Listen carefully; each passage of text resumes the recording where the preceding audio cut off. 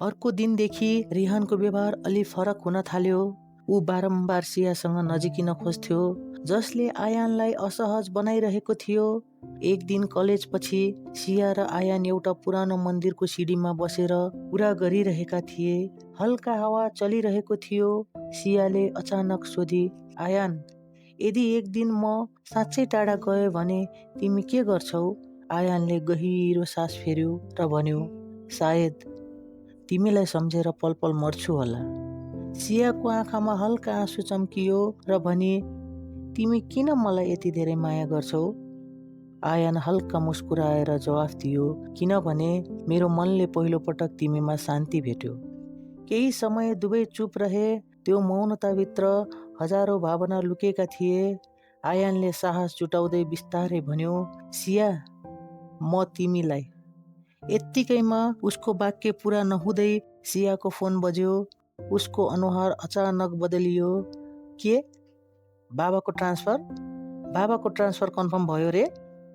सियाले फोनमा बोलेको यो वाक्यले आयान स्तब्ध भयो। सियाले आँसु रोक्दै भनिन्, म अर्को महिना पोखरा जाँदैछु। त्यो क्षणमा आयानको अधुरो शब्द फेरि मनमा थुनियो।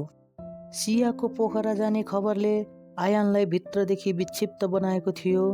ऊ पहिले जस्तो हाँस्दैनथ्यो, साथीहरूसँग रमाउँदैनथ्यो। कलेजका हरेक कुनामा उसलाई सियासँगको पल आँखा अगाडि आउँथ्यो। लाइब्रेरीको सिट, क्यान्टिनको त्यो टेबल अनि एउटै छातामुनि बिताएको त्यो समय। एक दिन सियाले आयानलाई कलेजको छतमा बोलाइन् र भनिन्, तिमी मसँग किन टाढा हुँदैछौ? उनले दुखी स्वरमा सोधिन्। आयानको आँखामा पनि पीडा स्पष्ट देखिन्थ्यो।